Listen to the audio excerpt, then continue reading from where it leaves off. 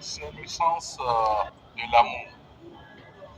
L'amour pour celui qui a sacrifié toute sa vie pour l'humanité tout entière.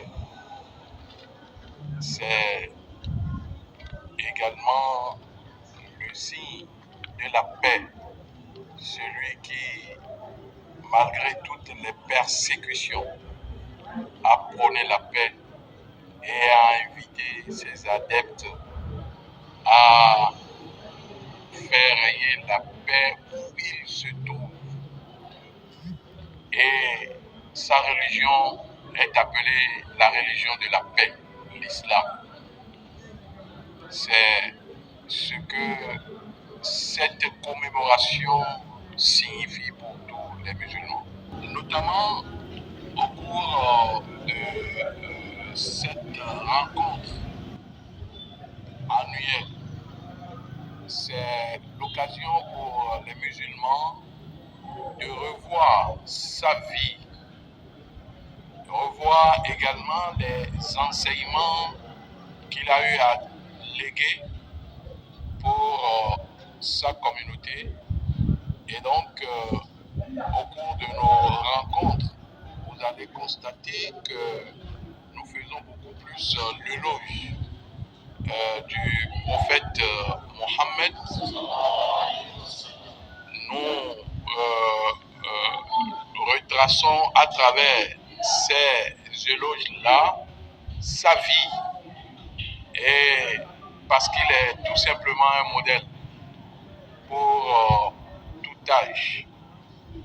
Pour l'enfance, le prophète est un modèle, parce que lorsque vous lisez sa biographie, il était déjà prédisposé à devenir un messager.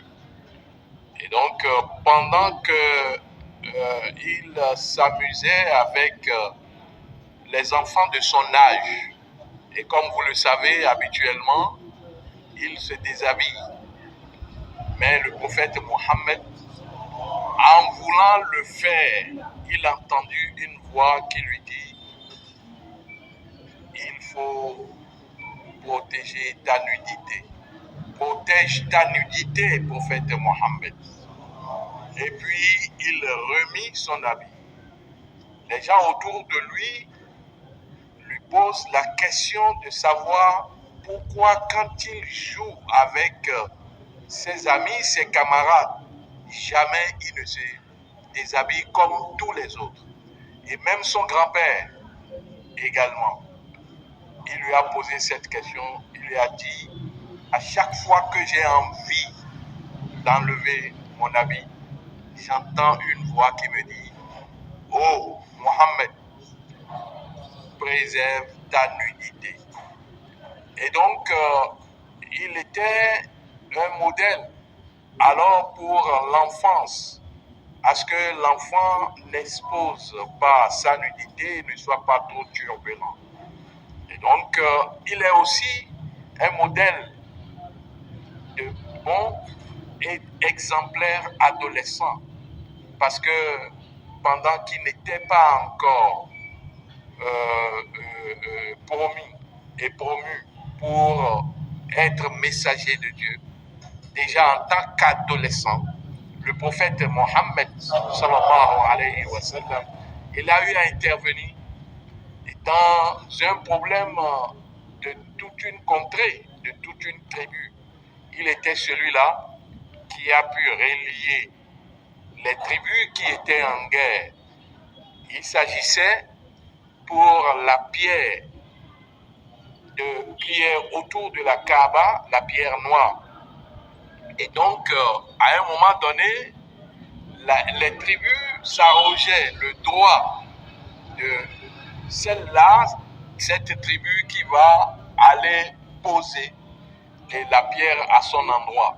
Et donc, ils disputaient cela jusqu'à ce qu'ils étaient au bout de l'éclatement et au bout même de la guerre. Mais le prophète, il est venu, il a étendu un paille et il leur a demandé que tous, il a mis la pierre sur le paille et il a demandé à chacun de tenir le bout de cette paille-là, ce qui a réconcilié toutes les tribus à nouveau.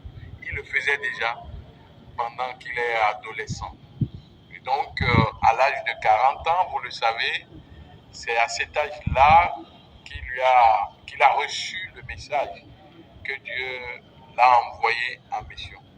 Et là aussi, il est un exemple. Et donc, le prophète Mohammed, sallallahu alayhi wa sallam, il mérite que son histoire soit racontée à la jeunesse, que son histoire soit racontée aux enfants, que son histoire soit racontée aux adolescents et aux adultes. Et donc, c'est ce que nous faisons. Le prophète Mohammed nous a laissé des enseignements et nous avons intérêt à nous accrocher à ces enseignements afin que nous puissions aller de l'avant. Le comportement que le musulman doit avoir pendant ces moments-ci, c'est un comportement d'homme de paix tout court, pour rester à l'image du guide, de notre guide, le prophète Mohammed. Le comportement que le musulman doit avoir pendant ces temps-ci, c'est d'incarner la tolérance et le juste milieu.